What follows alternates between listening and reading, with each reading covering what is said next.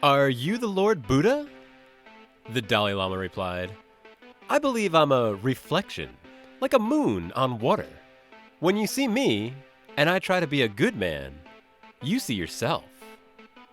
Recognize this quotes movie? Stay tuned to find out or check out the title of this episode of Talking Pictures Trivia. Welcome to Talking Pictures Trivia, the podcast in which a group of geographically challenged friends explore movies through trivia as an excuse to keep their friendships alive. I'm one of these friends and today's host, Nick, and with me is Tom and KJ. Additionally, joining us as a guest this week is Kevin. Thanks for joining us. Kevin has joined us for Crouching Tiger, Hidden Dragon, our Talking Trivia series, and Joker. Hey, Kevin, you still like movies? Yeah, man. That's convenient. For those joining us for the first time, we start off each episode with a movie quiz, as these pivotal questions will determine who earns today's trivia crown. In round 1, each question is worth 1 point, and in round 2, each question is worth 2 points. Then, once the fierce competition is over, we follow it up with our famous movie rant where anything goes. Tom, tell us about today's movie. Today we are starting our exploration of biopic films by going back to 1997. To hear what was interesting about 1997, check out our I Know What You Did Last Summer episode. During all of that, Martin Scorsese's movie Kundun was released in theaters alongside Alien Resurrection, Flubber, Scream 2, The Postman, which I think I saw in theaters with KJ, The Wedding Singer, and Titanic. So Kundun is really following the story of the early years of the Dalai Lama, starting from the Dalai Lama age 2 and him through an adult and eventually his forced exile from Tibet when he's driven out by the Chinese Communist Party. And throughout the film, we see him dealing with a political situation, namely the Chinese communists coming to power in 1949, as well as his own kind of understanding of the world, which involves these sort of small examinations of the things around him and of the people around him, and how that manifests in nightmares, in reflection, but eventually in a kind of a small and simple worldview that sits at the heart of a global conflict. Nick, if you had only one word to describe Kundun, what would it be?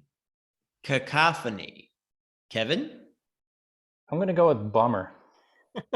It's more complex than that, but we'll get there. Wait, if you had one word, KJ, what would it be? Sadness. And my word would be fading. It's time for question 1. What two images do we see back to back after the initial text scroll at the film's opening? So the text scroll ends and we have two images back to back. What are they? And I'll happily give you a point if you get one of them. I'll lock in. Lock in. Locked in? All right, KJ, what do you have? I wasn't sure, but I had sand paintings and mountains. Okay. Nick, what do you have? Wow, maybe I'm right. I also was going to say the sand drawings and also a castle, but not to be confused with a sand castle. All right. And Kevin, what do you have? I had mountains and then the sequence where he's opening his eyes. I mean, that's not an image, but that's the first thing I could think of at the beginning of the film. All right. And the answers were the Himalayas, the mountains, and the sand mandala, the sand painting. Ooh, So partial KJ gets credit. 2 points, and Nick and Kevin each get a point to start it up. Already we're violating the rules of Talking Pictures Trivia by giving 2 points in the first round. It is a Tom episode. But that's all right, because this is a Tom episode. And I wanted to start with that opening. I watched that opening actually a few times. And just for our audience who hasn't seen this movie, which might be quite a lot of you, there's a text scroll which explains the background of the Dalai Lama, the death of the 13th Dalai Lama. And then we have an image of the Himalayas, followed by something called a sand mandala, which is a sand painting which is made over the course of 9 days. And after those 9 days is destroyed, and then the sand is dropped into a body of water. And it's a wonderful image, and it is echoed in the end of the film. And I was wondering what people thought of that kind of opening, those opening images, and how that shapes your understanding of the film. Scorsese seems to cut to a lot of objects or montages. We're often not focused on the plot or the characters. It's time to take a break and see the sand paintings, the mountains, the temples. Sometimes the artifacts that the Buddha has. So it definitely gave the movie a feel and a flow. Well, that's why my word was cacophony, because sometimes they would be talking really quiet, but there'd be this really like jarring music, or vice versa, or it just didn't seem like the things flowed. Now, again, I am a fan of many Scorsese films. Tom, in our preview last week, said this was one of his favorite. I do not feel the same way. This is my first watch, of course, so maybe I just didn't see the deeper perspectives in this one. But that's what I thought too. It was very, I can't even find the word for it. It just like the flow was different for me. I thought it's an interesting two images, because I think it kind of portrays the Himalayas kind of speak to the isolation and the remoteness, and then the sand painting kind of speaks to the tradition in that isolation. And I think those are both pretty prominent themes to be explored in the film. And I guess also a lot of the times the sand paintings are used to show that things are not permanent, because they make these beautiful paintings and then whoosh, it's gone. Whereas the mountains, at least to us, seem quite permanent. So you also have that dichotomy at the same time. You also have the dichotomy of the mountains as being the borders of Tibet, which is very important. This movie is about at least in terms of its politics, the preservation of the borders. What's funny? I didn't know if modernity was coming. I guess didn't from a expect- certain perspective, it's a certain type of modernity, but it is in the sense of your KJ, why? Why, Yeah. KJ? the mountains. That's what's the border the last time against the Every movie's got a border. That's right, the Welsh mountains. Yeah, in for our audience, we're referring to an Englishman who went up a hill and came down a mountain. So revisit that for talks about modernity. But I was going to say that and 20 other episodes. Yeah, this is a podcast mostly about modernity and occasionally movies. But this is a movie in its political sense about borders, right? It's about the Chinese Communist Party coming in and eroding the borders of Tibet, forcing Tibet to lose its identity. And the movie ends with the Dalai Lama looking through his telescope back at those borders in hopes of one day returning to Tibet. But at the same time, the mountains are sand, right? They're dirt. They're made of the same things that will one day be brushed away. And so there's a sort of irony in that image of the mountains, both in they seem to be ageless. They never will go away, and yet we know both from geological history and from kind of the themes of the film that this too shall pass. Both the political structure and even the very landmarks that make a place the place itself. All of this is, even in its existence, in a state of decay. And I think that that's what plays into that image as well, is that supreme irony of the incredible importance of the present political moment and the incredible transience of it. Yeah, the sand mandalas are fascinating. I was doing some research on them. He had an advisor. Scorsese had an advisor come in and kind of show how they're made. But there are people who specialize in this, Sure. and some of them are drawn, and some of them are the sand is used, but they're always in the end discarded, and the sand is dropped into the river. Yeah, and they're beautifully shot too, right? Yeah. Scorsese knows how to Oh, get stuff on definitely. film. Holy moly, yeah. Yeah, they're done with the kind of reference. I could actually read you something about them. So this is from an essay on the ethical underpinnings of Kundun. But the Tibetan Buddhist monks have been using mandalas, those are the sand paintings, for 2,500 years. Each mandala is a geometric diagram representing the universe in sacred terms. It contains an image of a deity, usually a large Buddha surrounded by other deities, as well as symbols such as virtues, as compassion and wisdom. Since the symbols are created in such a way as to suit the physical and mental aptitudes of different practitioners, each mandala is unique.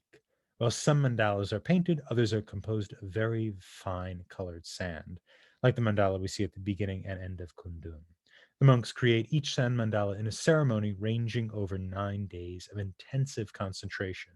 Once finished, the symmetrical design of the mandala draws the eye towards the diagram's center, so that one meditates deeply on the beauty of the Buddha, the Buddha's world, and its enlightened qualities.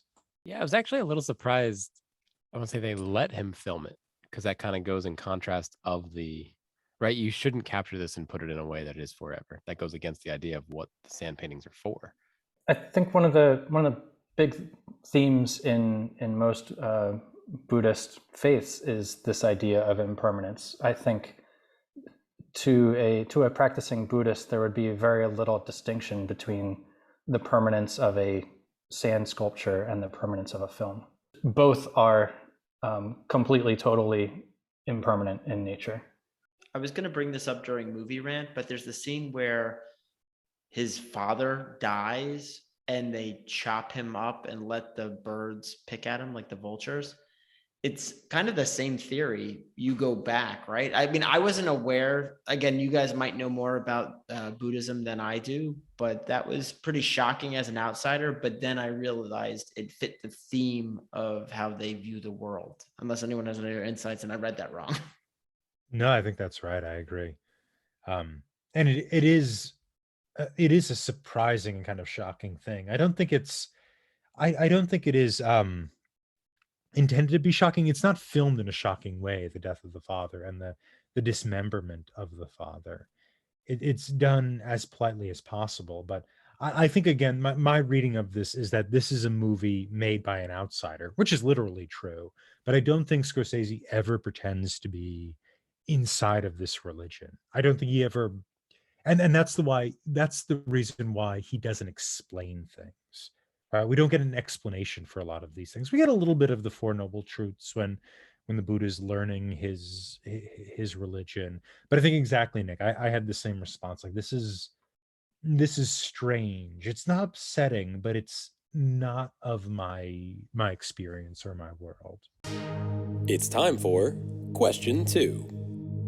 When meditating at age 5, the Dalai Lama sees something that makes him laugh.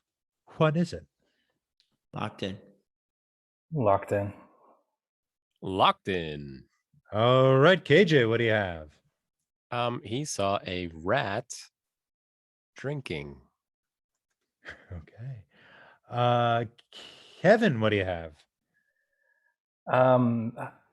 I don't know, but I'm going to go with an elephant. Okay, and Nick, what do you have? Yeah, it was either a rat or a mouse drinking tea out of a bowl, because I'm pretty sure they drank tea out of those little bowls. I was going to say water, but I'm pretty sure it's tea.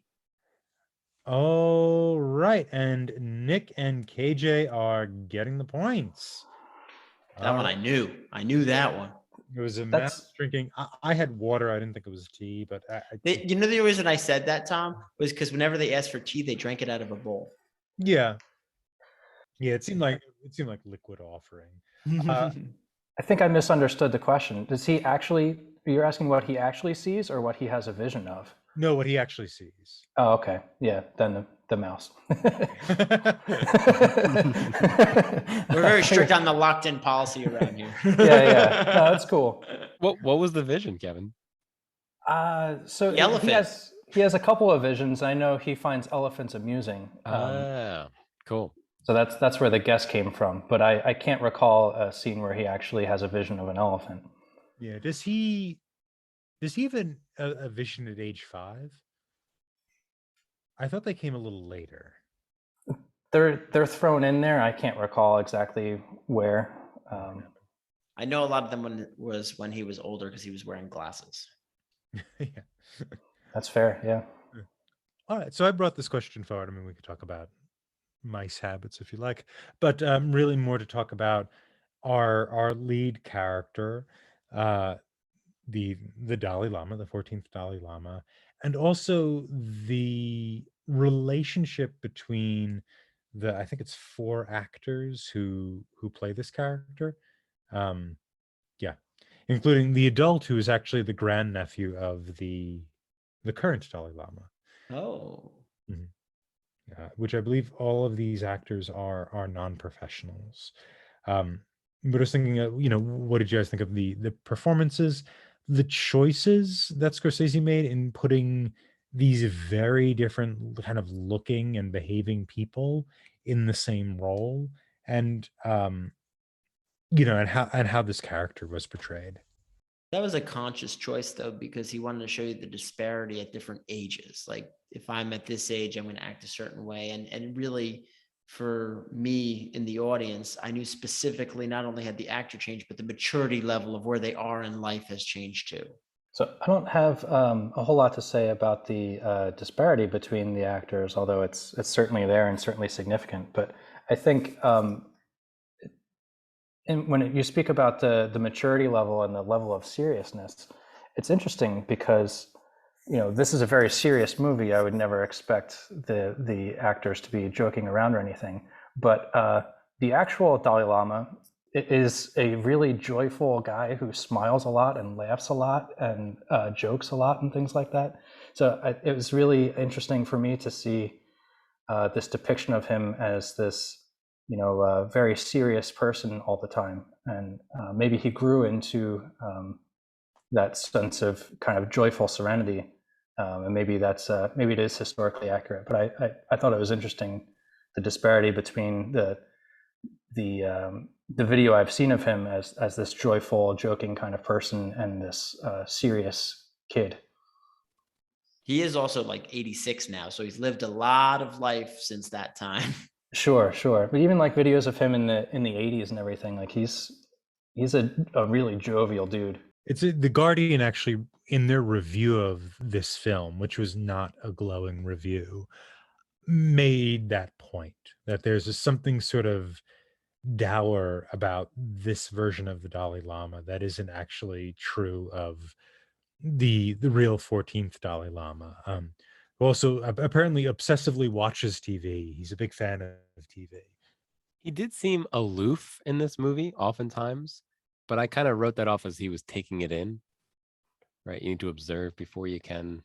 I thought some of it was immaturity, though. I don't know when you're talking about, KJ, because I almost felt like sometimes his guides were almost, I don't want to say taking advantage of him, but just like, no, we got your back on it. Especially when he was younger. There was sometimes he wanted to take a stand or see somebody, and they're like, no, that's not for your eyes. Then later, he started showing it that he wanted to kind of take more of control. Again, when he said there was going to be no more prime ministers, there was an evolution. Yeah, but even when he meets with Mao, he's quite quiet, right? He doesn't respond that often. True. Which again could be interpreted as he's being aloof, but I think it was meant to be he's taking it in. He is intelligent. He's processing all this. He's gathering information. And he's also quite ready to give Mao the benefit of doubt, right? He sees a pathway forward for communism or socialism, as he says, and Buddhism. He sees this as potentially, sympathetic ways of looking at the world. It's only when Mao says religion is the opiate of the masses, right? That it becomes it's a disease. It's a poison. It's not even. It's a poison. Is Poison, what it first says. Yeah, that this is a point past which the Dalai Lama cannot go, and you also know at this point that this man is the villain of the piece, right? There's no sympathy here. Just this movie, right? Yeah, well, Yeah, I was really hoping Mao was going to come out on top for a while. actually, interestingly, I believe the president of Disney, who put this Disney released this and what have you, apologized for this movie for insulting the Chinese. Well, they got big deals there, Yeah. They got big deals. Yeah. Yeah, and Mulan came out right around this time, so I also think there was caution. Yeah. I was surprised the movie was in English. It was kind of weird that the whole thing was mostly in English. Why so? Because it took place in Tibet, and so it was English, and then it was all kind of with accents, which was also a little straight. I mean, if that's who the actors were, that's great. But if that was put on to let us know that it was supposed to take place in Tibet or something, I don't know that. I can't imagine this is the first movie to do that, though.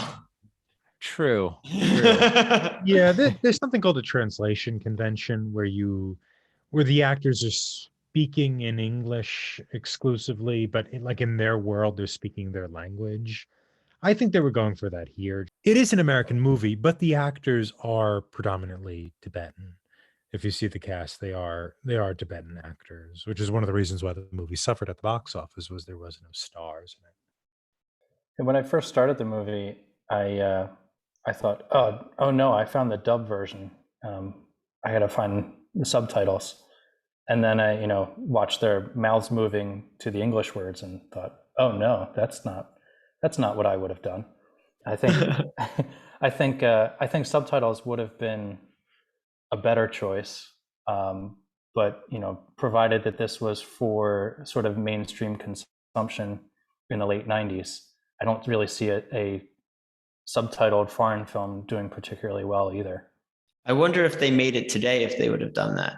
I don't know. It doesn't really bother me that they're speaking English. It's an American movie. It's released by Disney, right? I mean, it's trying to appeal to an American audience. Right. If this had been a Guillermo del Toro movie in the late 90s, I would have expected it to be subtitled. But with it being Scorsese released by Disney, it makes sense.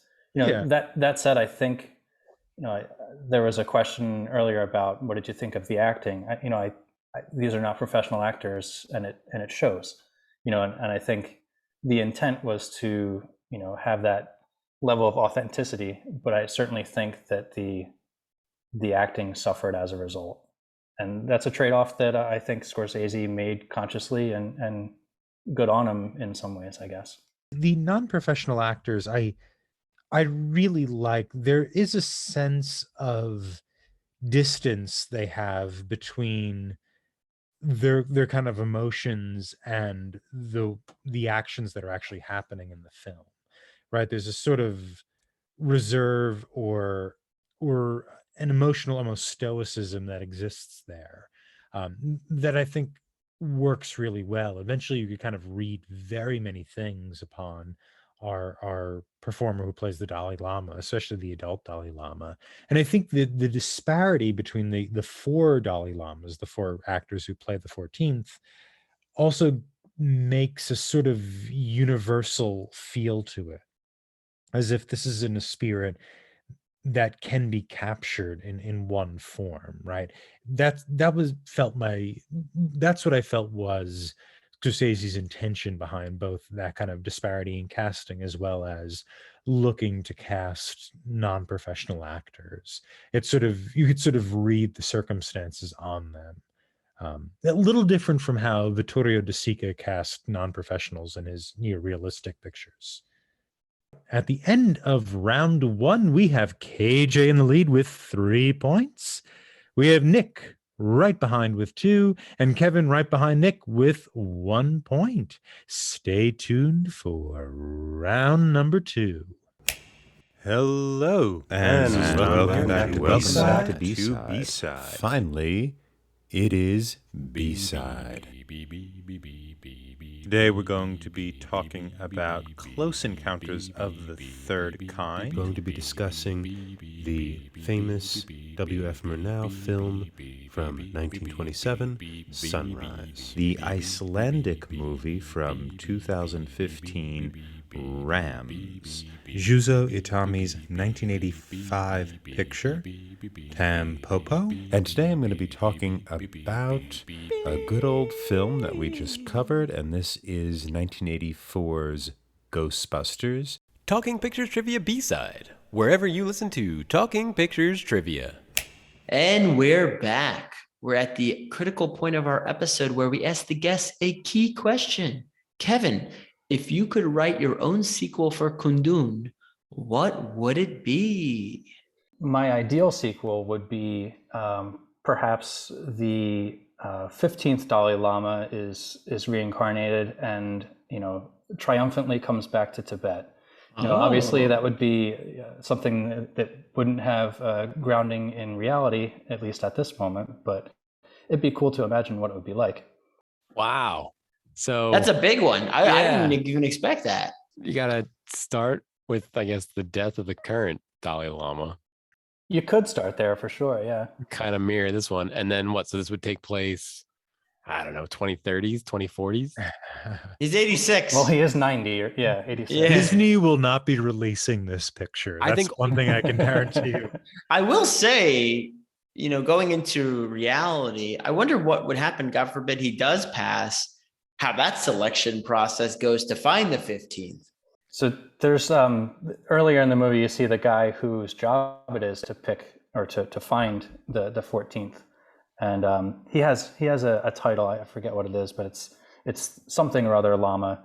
And so they found, and they sort of play a role in finding each other. So the Dalai Lama finds this guy finds the Dalai Lama.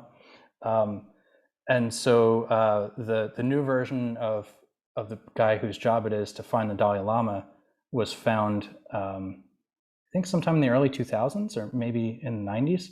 And the Chinese government kidnapped him immediately, and he hasn't been seen since. Whoa. So I have no idea how that's going to work. The Chinese kind of said like, oh no, it's actually this guy, but everybody knows it's not. Mm-hmm.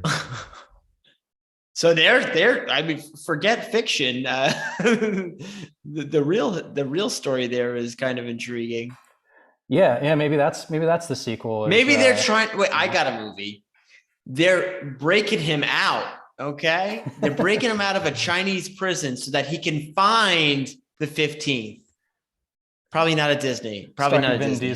Vin Diesel. Yeah, I was gonna say this sounds like Mission Impossible 8 or 9, depending on if Tom Cruise is still alive at the dawn of this film. Got to get the Dalai Lama. Yeah, I think it is the title. Richting Rinpoche. No, the title would be Lama's 11. No, the title of the guy.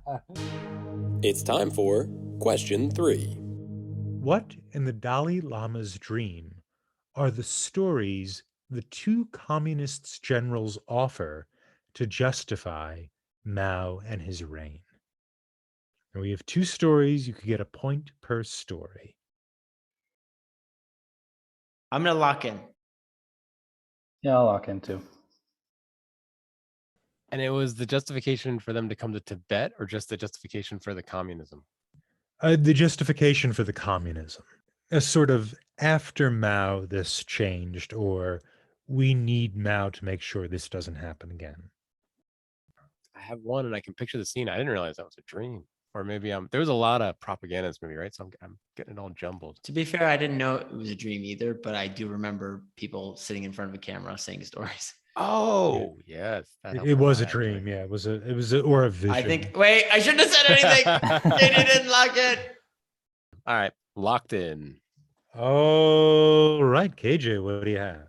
So one, I believe, was famine, like the starvation, the famine, and then I'm gonna throw disease out there, but I can picture the guys. I can't remember what they said. Do you remember the specifics of what expresses either of those things? The generals express them? Yes, they tell specific They're stories. very specific. Oh, it's not this broad. Yeah, that's all I got. I don't have anything more specific. Okay.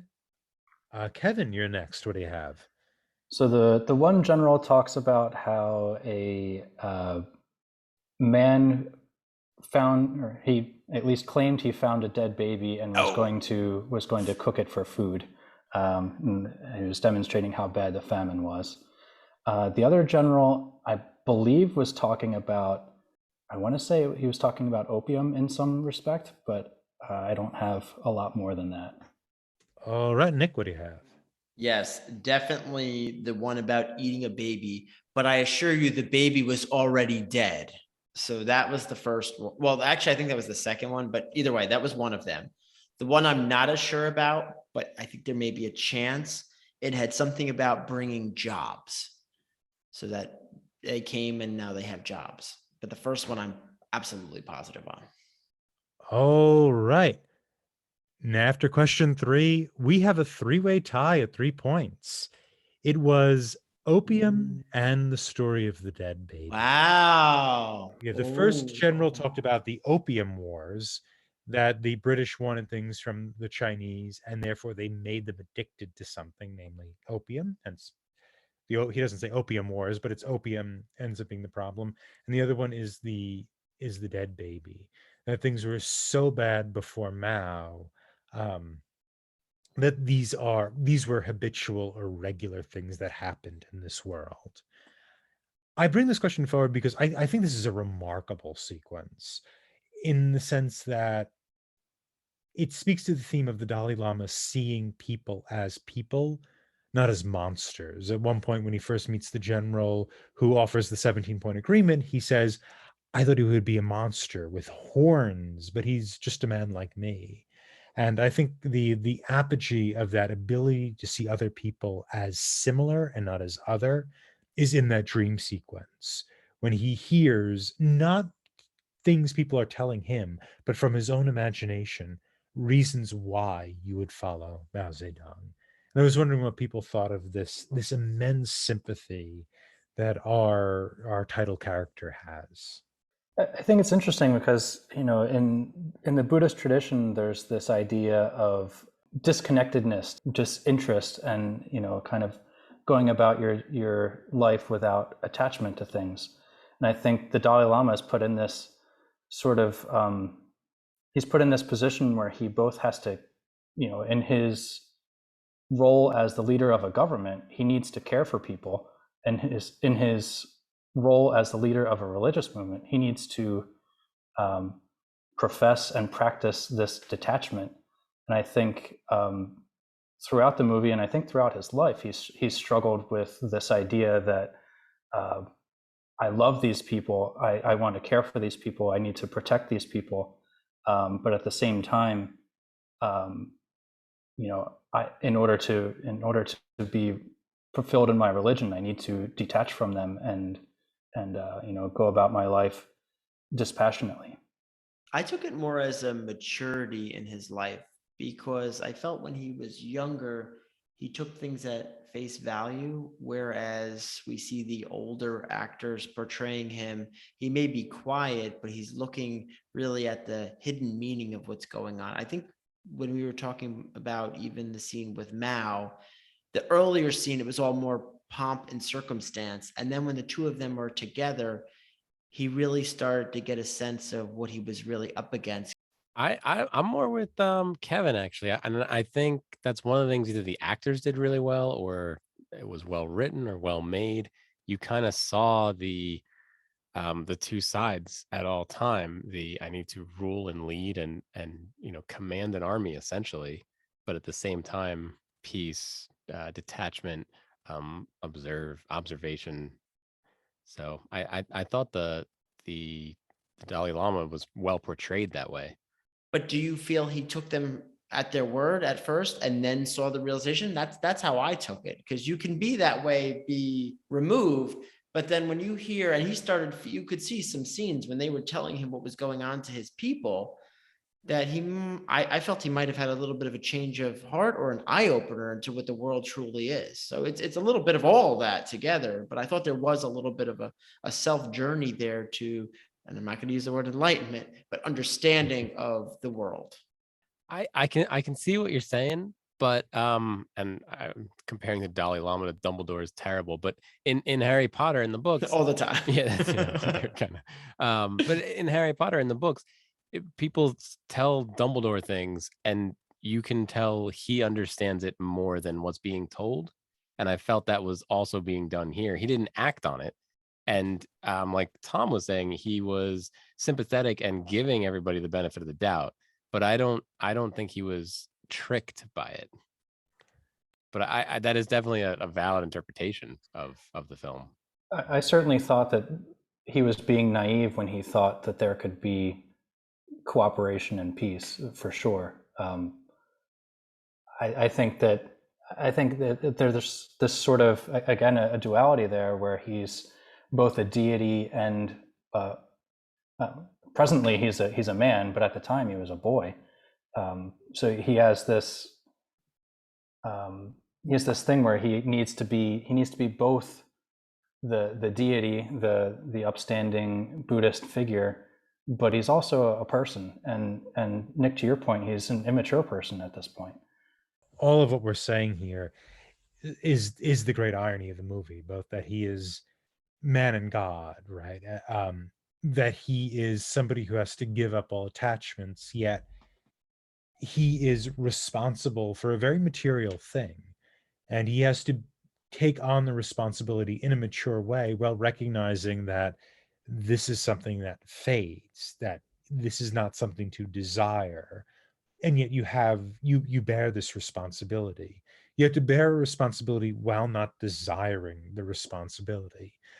It's an odd irony that sits at the center of this movie, and I think it also kind of speaks to the way that Scorsese portrays the Dalai Lama when he's in conversation with Mao. Do you remember the thing about Mao that he notices when he's talking to him? Does anybody remember what he looks at? Constantly looking at the shoes, but he does that with other people too.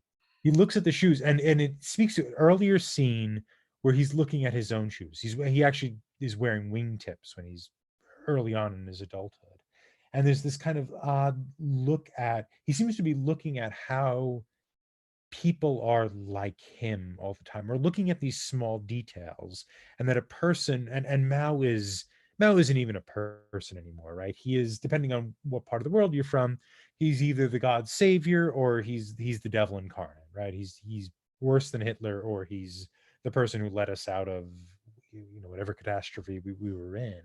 Um, it's hard to even imagine Mao's humanity, and yet through observing these little details, these shoes, there tends to be this twist in the movie, which is even the great men wear wingtips, right? Just like I do. And I think that constant, I want to call it attention, but it isn't attention. It's a sort of, it's a beautiful aporia, to use the Greek term, opening or gap or unresolved distance that exists through the movie. I think those little details they're kind of stunning to watch it, because there's always that political never doesn't not matter. The political always matters, and always matters absolutely, but it is always something that is dust. In the end, it will always be dust. It's time for question 4. When answering the Indian guard's question at the end of the film, the Dalai Lama compares himself to what? Locked in. Locked in. Locked in. Oh, I think everybody knows it. Okay, so Kevin, you're going first. I believe the physical image he uses is a reflection of a mountain in the water. When you see me and I try to be a good man, you see yourself. All right, KJ, what do you have? Very similar. I had a reflection in water. Nick, what do you have? I was going to answer it with one word: reflection. Oh, right. It was I'm gonna give everyone the points rather. It was a reflection like the moon in water. I think he said moon. Um, though I happy to admit I misheard if that's the case. However, since everyone who said reflection, I think points for all. And before we go into bonus questions, I do want to touch on that end sequence, which that end montage and really is a true montage in that kind of Eisenstein way. Those last 10 minutes, what people thought of that, how you responded to that ending. I will say specifically in that whole time period of the film, when he looks back and he has I guess it's a vision of everyone pretty much dead on horseback. So all the people who helped him get here, it's not gonna end well for them because of this journey. But because of them, he is at the conclusion of his path to safety. But that did jump out at me at the end there.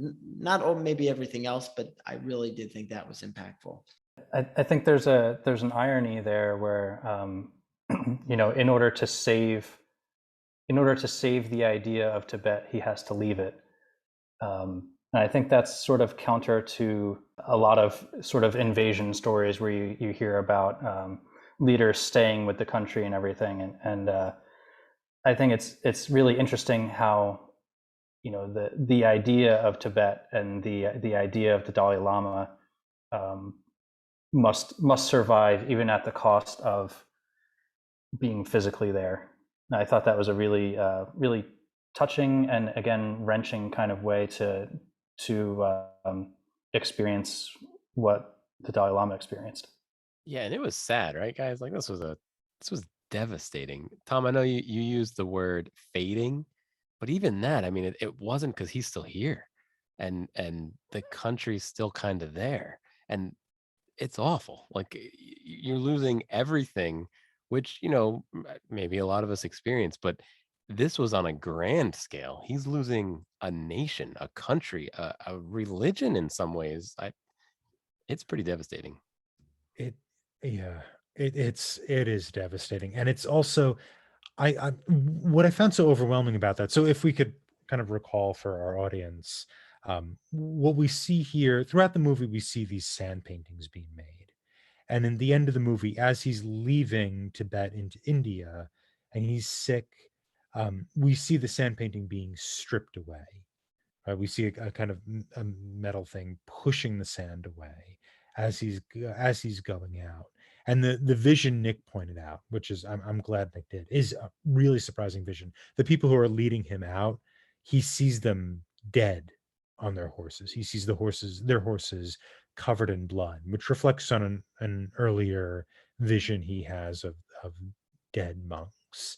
Um, and then the movie ends as it did in the beginning, not with the sand painting being made, but the sand painting being pushed away and him looking out on the mountains. The last image is him looking through the telescope at the mountains again, which is how the movie starts.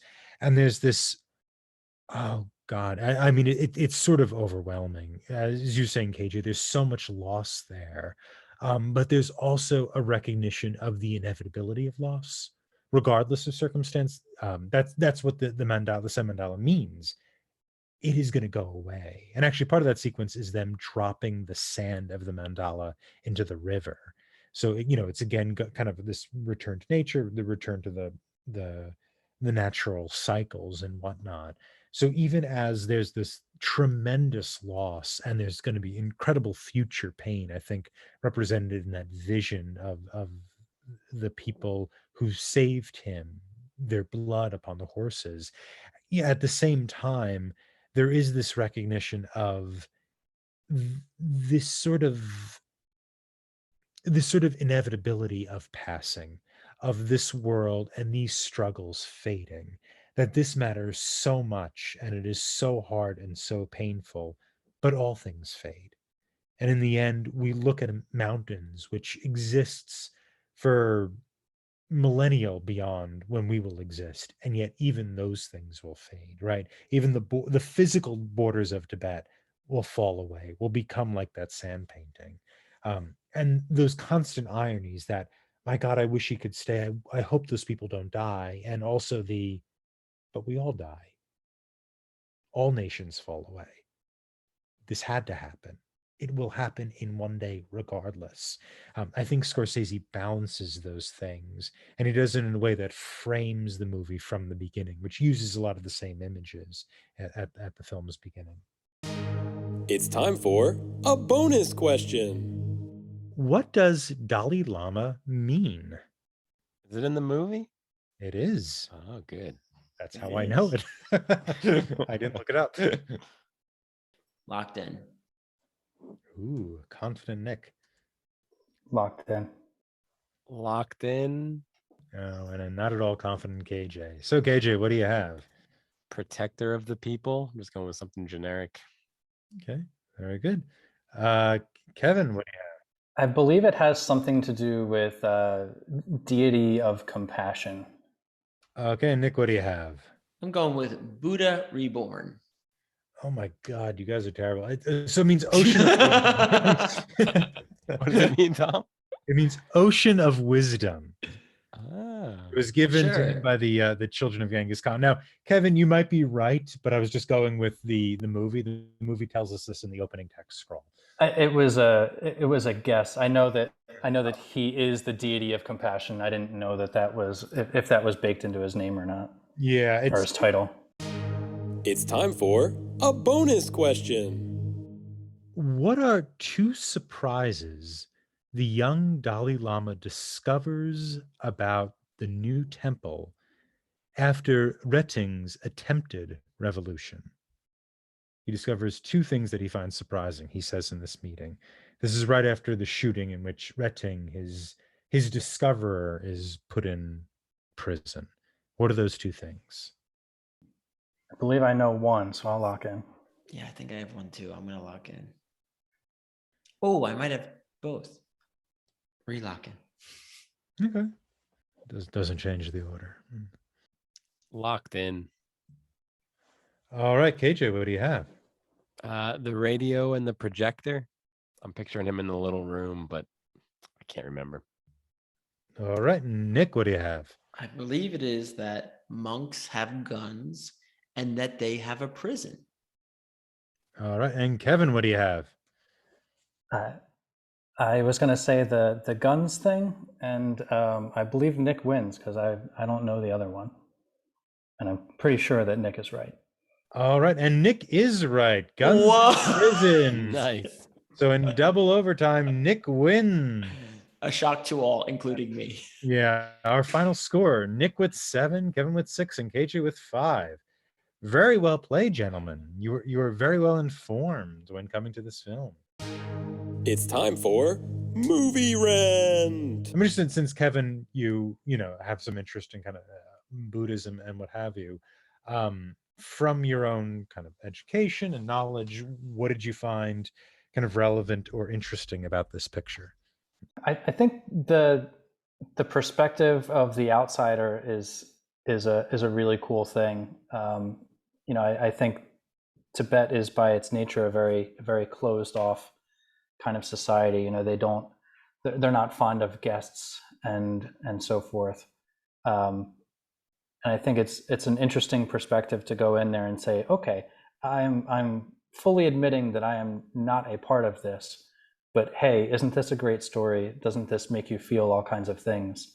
And I'm going to show you a whole bunch of stuff that I don't really understand and you don't really understand, but you still get a sense of why it's beautiful, why it's powerful, why we should care that this is happening in the world. Isn't it a little strange that Scorsese made this movie? Wouldn't that be a little bit like Kurosawa casting Minofune as John Paul II? Isn't that a little... You see, I still see it as somebody who has a kind of a deep respect for religious tradition. And Scorsese at one point flirted with becoming a priest. He was, at least earlier in his life, fairly devout. Interested in, I still think it's an outsider's movie, a movie about an outsider looking in. And so I actually don't find it odd, because I don't think Scorsese ever assumes knowledge that he doesn't have. He seems to be perfectly happy in a state of ignorance. I feel this is a case of spiritual versus religion, where he is appreciating the spiritual aspects, even if he is an outsider. And again, the fact that Tom keeps bringing up, and I agree with him, that this was filmed from the outsider perspective, I don't think he is violating saying that he is one of them and really knows the inside deal. So I think that may be what makes this okay. Going along the thought I had with spiritual, at the end of this movie, it actually does have like a memoriam to his mother who passed away in 1997. So I thought that also kind of nails home that spiritual connection, even if he isn't a Buddhist himself. Yeah, it's a personal passing, right? It's a loss of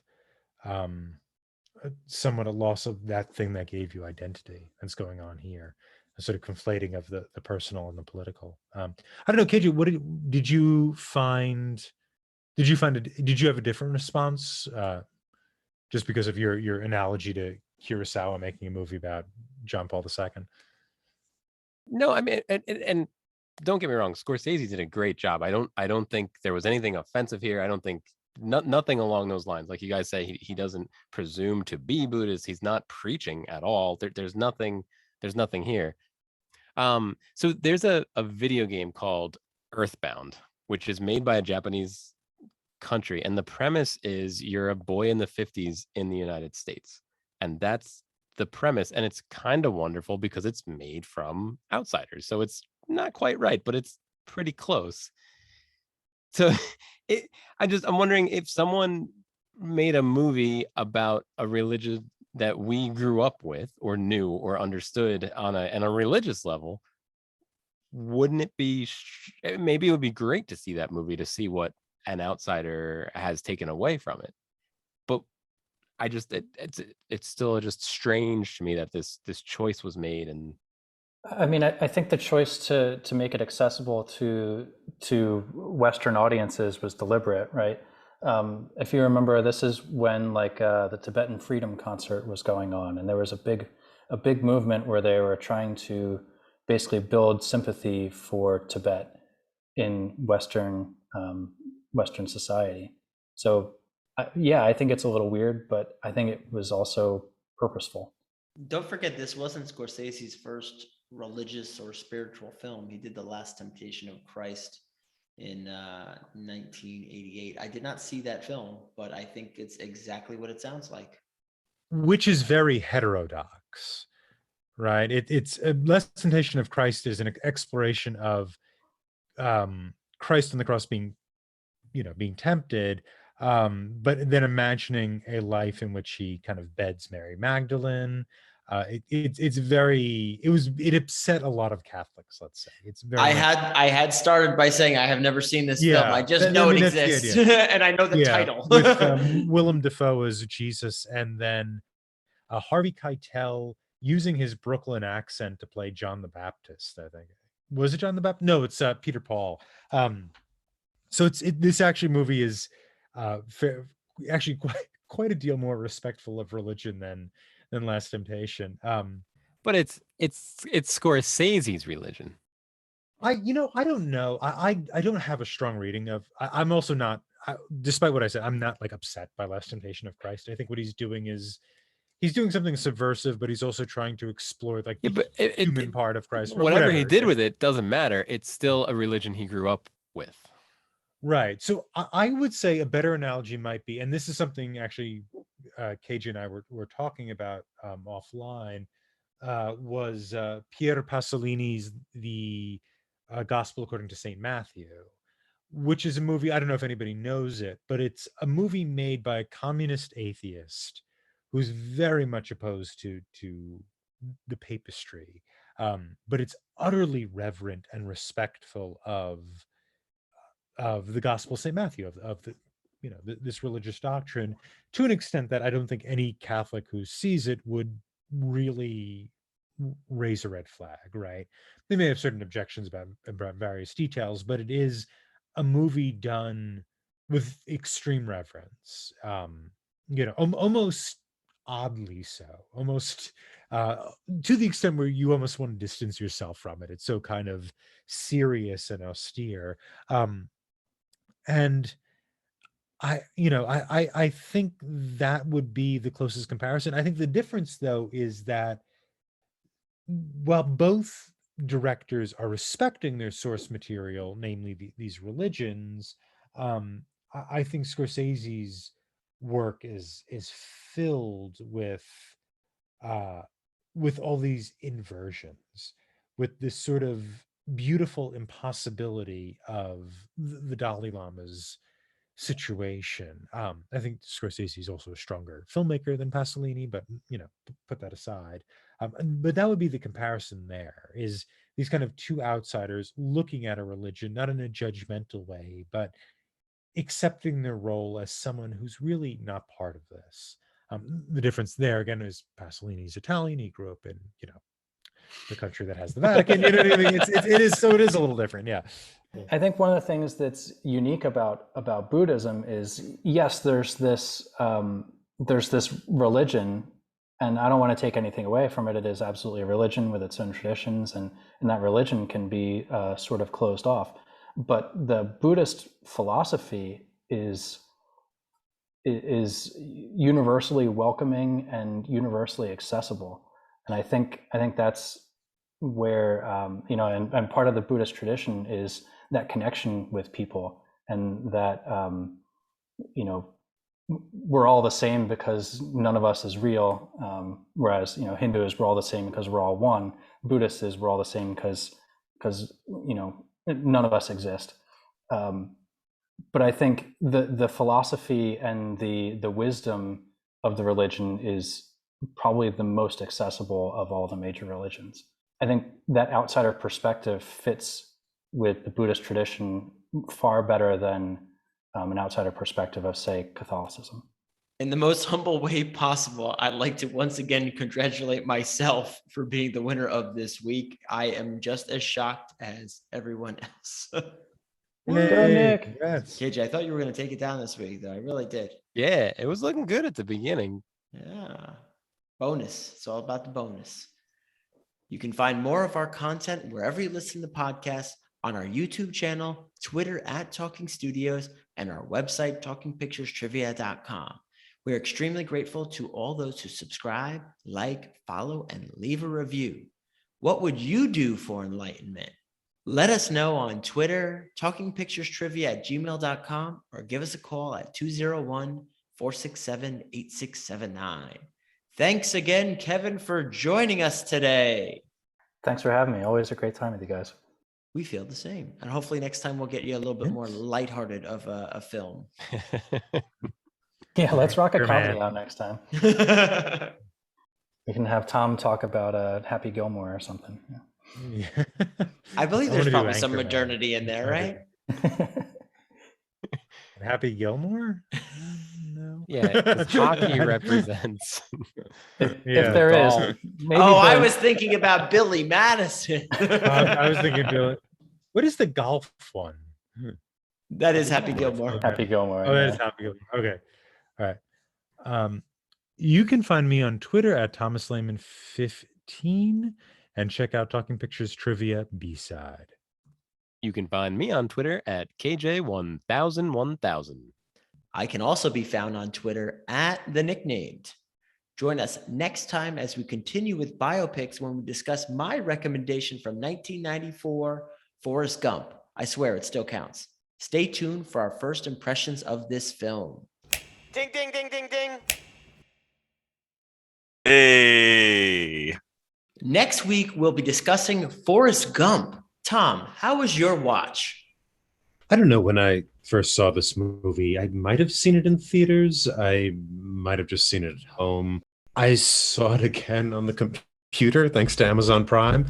I'm not a big fan of this movie. I don't think I ever have been, even as a kid. But even now, I found it very... I was very frustrated by it. I found it kind of hard to get through. I would say my favorite moment in it, if I want to find something about the film I liked, is when Tom Hanks asks Jenny if his son is like him.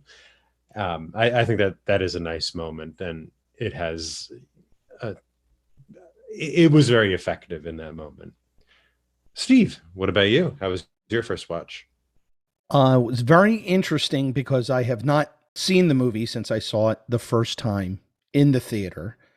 I think for the novelty of the special effects and the story and it being something unique, I haven't seen something in that style before. I liked it back then more than I liked it now. But also, really hit me how different it was watching this movie in my 50s versus watching it in my 20s. It really was looking at things stylistically and also from the meaning of the movie in a different way. So I thought that was pretty interesting. Nick, how about you? I feel like I have opposite reactions. So I don't recall the first time that I watched it. I know I've seen it, at least a few of the iconic scenes growing up. But the first time, I guess, that I really recall watching it was actually abroad in the Peace Corps. So about 10, 12 years ago. Can't recall what language it was in. It was definitely not English, but dubbed over with English subtitles. So I would say for this review was actually the first time I recall watching it. And I really enjoyed it. Like, it was a lot better when I could understand the full movie. But I had, a really big enjoyment throughout the whole time.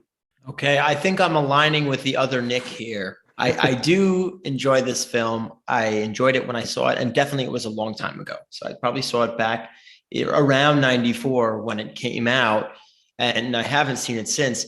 And the reason I really enjoy this film, not because I don't think it's the best movie made or cinematic styles as some of you were going into, but it was really an impactful movie. It is referenced a lot within the movie zeitgeist. It is a very important movie, I think, in filmmaking, even if it's not, again, stylistic or specifically artsy. I really do think that this changed a lot of how some movies were made after this film came out. So I'll save the rest of it for the episode, but I do think it's something that everyone probably should watch who enjoys movies, whether you think it's your favorite movie or just somewhere in between.